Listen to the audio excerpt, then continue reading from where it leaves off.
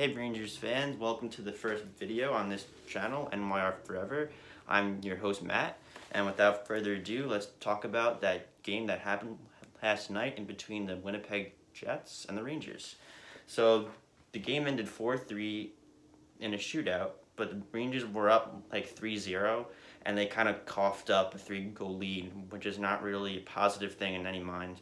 But Henrik still stood on his head and gave us a shot, even since it went to a shootout. But first of all, let's say here that the Rangers were severely outplayed, Winnipeg having 42 shots and the Rangers only having 19. So let's just say they were fortunate in getting a single point.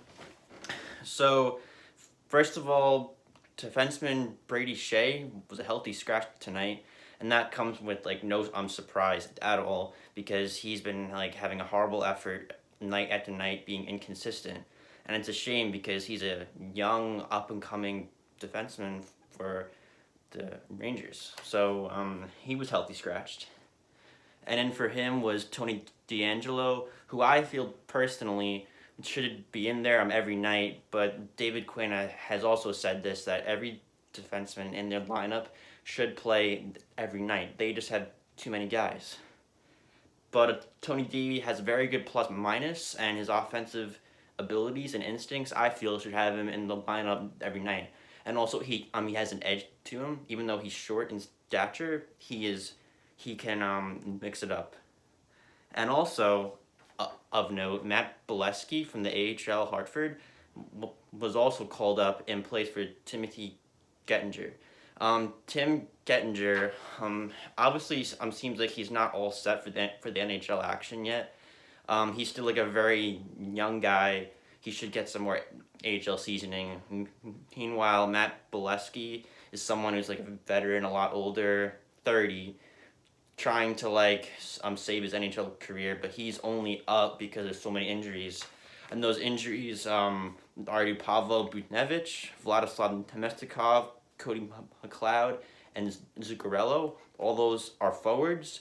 Meanwhile, the only injury on defense is newly acquired Adam McQuaid, who suffered an injury early on. And all these injuries seem to be long term, except for Vladdy. They haven't really said he's in concussion protocol, but nothing has been said yet. I have a feeling some of these players actually will come back, because the Rangers don't play again until Saturday, December 7th. So they have a lot of time to rest and everything. And the Rangers also sent out a tweet saying that they sent down some players that have AHL rights, like Alexander Georgiev. Sorry, I always have trouble saying his name. It's a hard Russian name.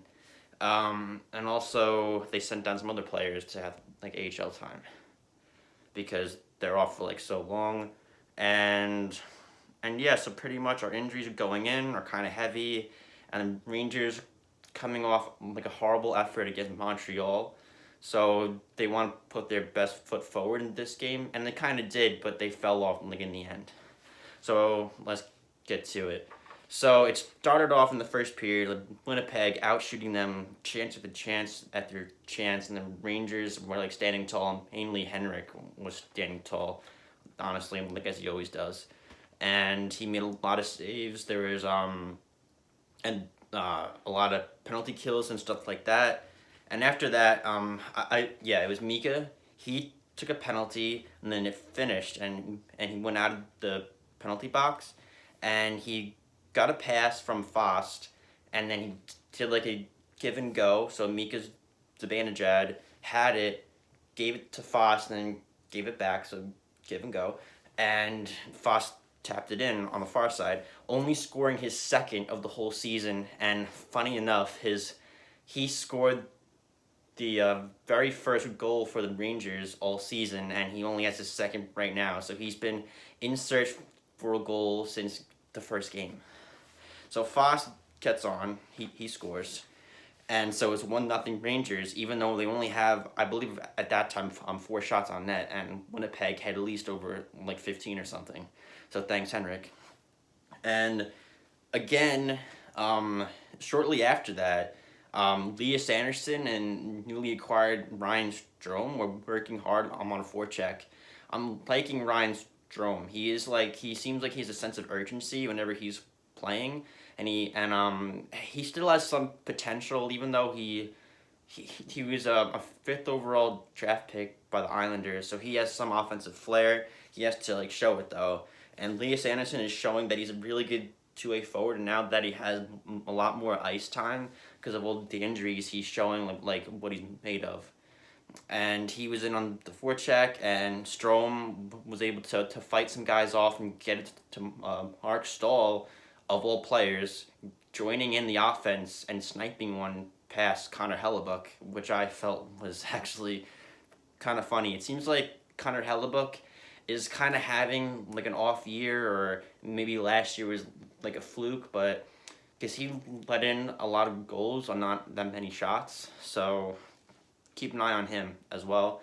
And so at that point it was 2-0, and the Rangers only had 9 shots during that time, while Winnipeg had 20 plus. So Henrik up, Hellebuck down.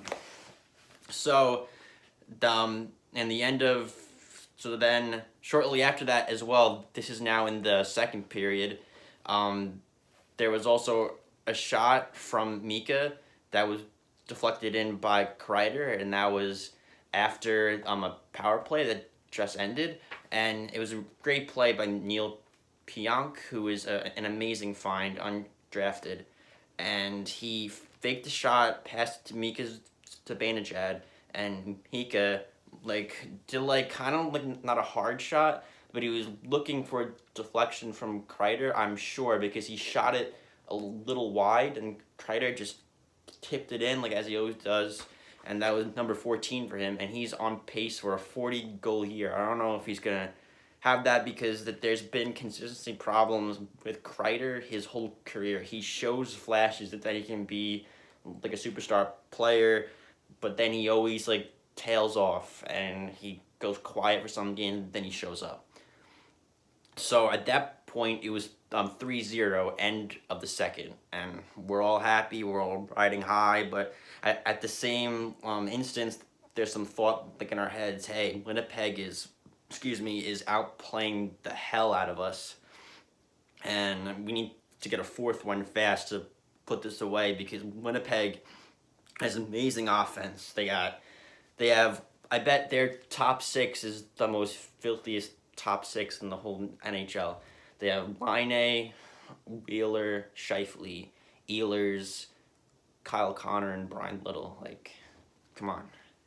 So, and early on in the third period, Brendan Smith took another dumb penalty early on in the game, and then he takes one here at the start of the third, and he cross-checks Brandon Tanev one time in the corner, but then he cross-checks him 2 other times after that, which I don't know why, and then he gets called for it, and he ended up sitting the whole game after that, which I found kind of funny.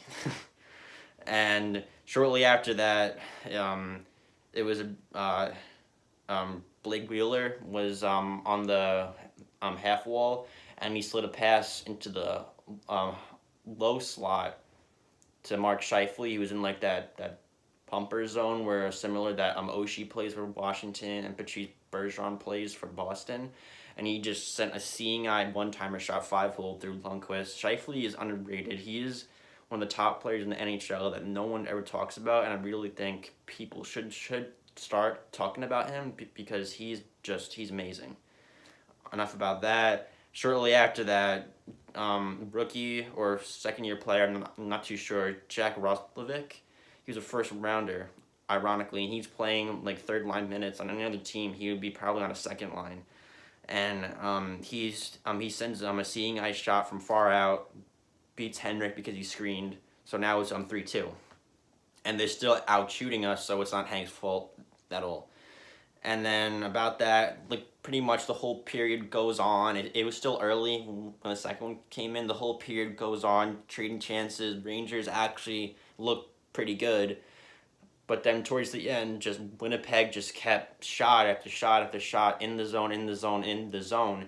And Nikolai Ehlers, he got a breakout pass, and he came into the zone on the left wing, and he fired a slap shot Lundqvist first save. No one gets Brian Little. He taps it in for an easy rebound. 3-3 at that time. So I was kind of pissed off about that because early on in the season, the Rangers have had a history of giving up goals late in games that they were either ahead or let them be tied, or they were tied and they like gave it up. So that has been happening, but it should happen to an extent because this is still a very young team that has no experience except for like veterans. But most of these guys are young and they're learning, so it's all right. Because we've been so fortunate to see a lot of really good hockey from this franchise as soon as Hank came in. So we're going through some growing pains right now, but I think this team has some really good pieces in place right now and for the future. So hold on, guys. It'll be okay. And so pretty much it goes into 3-on-3 after that. Winnipeg dominates in 3-on-3. They get 8 shots in the OT while the Rangers only get a measly 2 shots. Henrik bails us out so many times. There's one point where everyone in the Garden thought that Brian Little scored, it was Kyle Connor. He had like a one-time shot. Henrik had to go from post to post and he saved it. And like everybody gasped for a second, and then he actually saved it, which is amazing. So long story short, goes into the shootout. The only guy who scored for the Rangers was Mika Zibanejad on his patented backhand forehand shelf shot, which no one can save ever. And Jimmy Vesey shot wide, which I felt to be kind of annoying, but that's just unlucky. That happens sometimes. And Lundqvist gave up one to Patrick Laine, which I mean, everyone's giving up goals to Laine. Doesn't matter if it's in a shootout or not. So he scores for them, and then Scheifele scores 5-hole on a really nice shot. So Lundqvist gave it everything. He couldn't do it all for us.